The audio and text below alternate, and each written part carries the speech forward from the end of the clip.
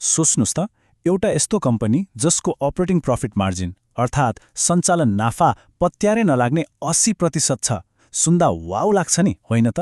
तर रोचक कुरा के छ भने यही कम्पनीको शेयर बजारका टेक्निकल सङ्केतहरूले भने अहिले नेप्सेमा बेयरिश अर्थात् घट्दो ट्रेन्ड देखाइरहेका छन्। एकातिर 80% को नाफा, अर्कोतिर बजारमा गिरावटको सङ्केत। आखिर यो विरोधाभासको पछाडि कथा के छ त? आज हामी यही रोचक स्थितिमा रहेको विकास हाइड्रो पावर लिमिटेड अर्थात् छोटकरीमा BHCL को भित्री पाटो केलाउँदैछौँ।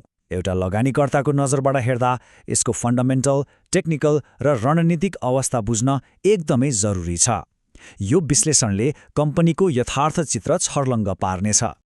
आजको हाम्रो यो विश्लेषणमा हामी मुख्य गरी कम्पनीको कर्पोरेट प्रोफाइल, वित्तीय अवस्था, अहिलेको बजारको टेक्निकल सङ्केत अनि कम्पनीको भावी रणनीति र यसमा रहेका जोखिमहरू सरसर्ती हेर्नेछौँ। ल सुरु गरौँ कम्पनीको कर्पोरेट प्रोफाइल र यसको पब्लिक मार्केटसम्मको यात्राबाट। सन् 2017 को फेब्रुअरीमा एउटा सानो प्राइभेट लिमिटेड कम्पनीबाट सुरु भएको यसको रफ्तार हेर्दा अचम्म लाग्छ। 2022 को जनवरीमा यो पब्लिक लिमिटेडमा गयो।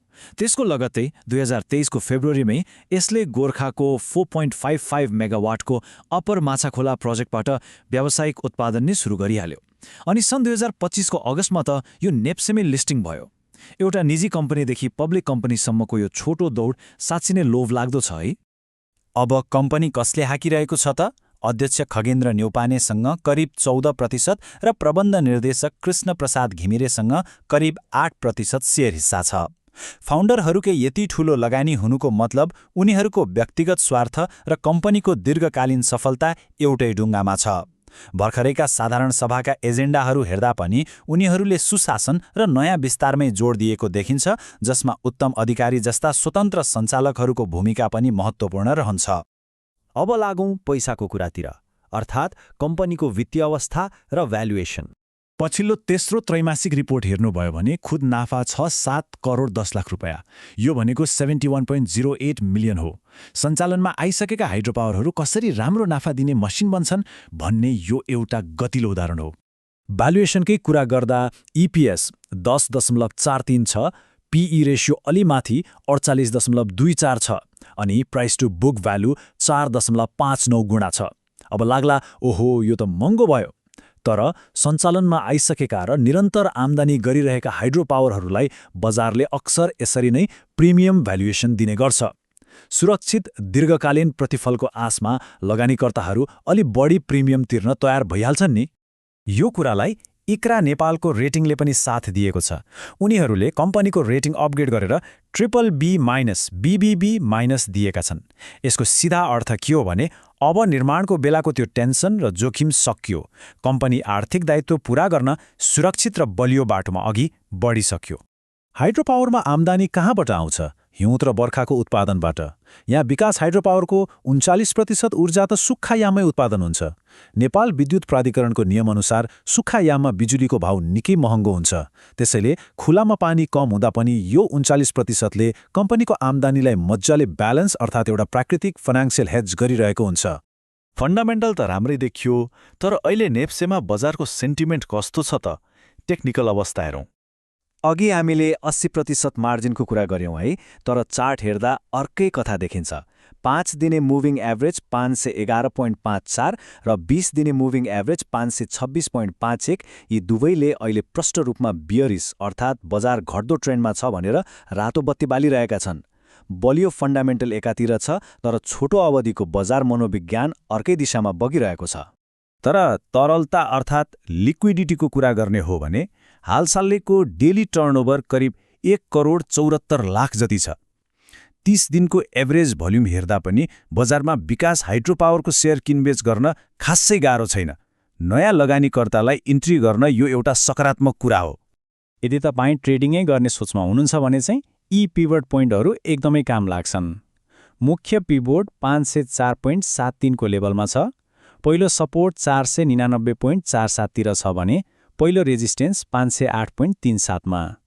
यी नम्बरहरूले तत्कालका लागि बजारको उतार चढाव बुझ्न बाउन्ड्रीको काम गर्छन् है त। अब कुरा गरौँ कम्पनीको भावी रणनीतिक योजना अर्थात् क्लस्टर रणनीतिको बारेमा। कम्पनी यही एउटा मात्र प्रोजेक्टमा रोकिनेवाला पक्कै छैन। उनीहरूको अर्को ठूलो टार्गेट हो 4.6 मेगावाटको सुपर माछाखोला आयोजना। यो केवल क्षमता बढाउने योजना मात्र होइन, यो एउटा स्मार्ट क्लस्टर एप्रोच हो। यो क्लस्टर रणनीति किन यति गजबको छ भने नि एउटै एरियामा अर्को प्रोजेक्ट बनाउँदा त्यही जनशक्ति, त्यही मसिन र लजिस्टिक प्रयोग गर्न पाइयो। यसले गर्दा अपरेसन र मेन्टेनेन्सको खर्च स्वाट्टै घट्छ। अर्को एकदमै महत्त्वपूर्ण कुरा, नयाँ प्रोजेक्टको बिजुली सिधै सल्यानटार सबस्टेशनमा जोड्ने योजना छ। यसको मतलब अहिलेको आयोजनाले भोगिरहेको ट्रान्समिसन लाइनको झन्झटलाई यसले सिधै बाइपास गरिदिन्छ। तर पर्खनुहोस्, सबै कुरा राम्रो मात्रै कहाँ हुन्छ र? अब हेरौँ महत्त्वपूर्ण लगानी जोखिमहरू। मुख्यतया 3वटा कुरामा ध्यान दिनै पर्छ। पहिलो र सबैभन्दा खतरनाक, ट्रान्समिसन लाइनको ट्रिपिङ। करिब 22 किलोमिटर लामो लाइनबाट बसेरी सबस्टेशनसम्म बिजुली पठाउँदा बारम्बार लाइन काटिन्छ। यो रन अफ रिभर प्रोजेक्ट हो। लाइन काटिनु भनेको पानी त्यत्तिकै बगेर जानु र सिधै पैसा गुम्नु हो। दोस्रो, खोलामा पानी घट्नु। र तेस्रो त बजारको उतार चढाव छँदैछ। र यसमा सबैभन्दा रिस्की कुरा के छ भने PPAमा डिम जेनेरेसनकै प्रावधान छैन। यसको मतलब के हो? यदि ग्रिडमा समस्या आयो वा पानी सुकेर बिजुली निस्केन भने विद्युत प्राधिकरणले 1 रुपियाँ पनि क्षतिपूर्ति दिँदैन। उत्पादन भएन त आम्दानी पनि जिरो। कुरा त्यति हो। अनि सेकेन्डरी मार्केटमा पनि आफ्नै जोखिम छ नि। म्युचुअल फन्डहरूको लक इन पिरियड सकिँदा बजारमा एकै पटक धेरै सेयर आउन सक्छ। भर्खरै मात्र पनि 1,77,000 भन्दा बढी किता रिलिज भएको छ। यसले गर्दा बजारमा अचानक सप्लाई सक आउन सक्छ र मूल्यमा छोटो अवधिका लागि ठूलै तलमाथि हुन सक्छ। साथै नेप्सेका नीतिगत परिवर्तनहरूले पनि असर त गरिहाल्छ। ल त हामी लगभग अन्त्यमा आइपुग्यौं। एकातिर 80% गजबको नाफा मार्जिन र बलियो वित्तीय अवस्था छ, अनि अर्कोतिर ग्रिडको समस्या र घट्दो बजारको टेक्निकल सङ्केत। अब तपाईँ आफै मूल्याङ्कन गर्नुहोस् के विकास हाइड्रो पावरको यो लङ टर्म पोटेन्सियल र क्लस्टर रणनीतिले तत्कालका यी ट्रान्समिसन चुनौती र बियरिस सङ्केतहरूलाई जित्न सक्ला त? के यसले पाइरहेको यो प्रिमियम भ्यालुएसन उचित छ? यो विश्लेषणले पक्कै पनि यहाँहरूलाई तथ्यमा आधारित रहेर लगानीको निर्णय लिन एउटा बलियो आधार दियो होला। आजको यस प्रस्तुतिमा साथ दिनुभएकोमा धेरै धेरै धन्यवाद।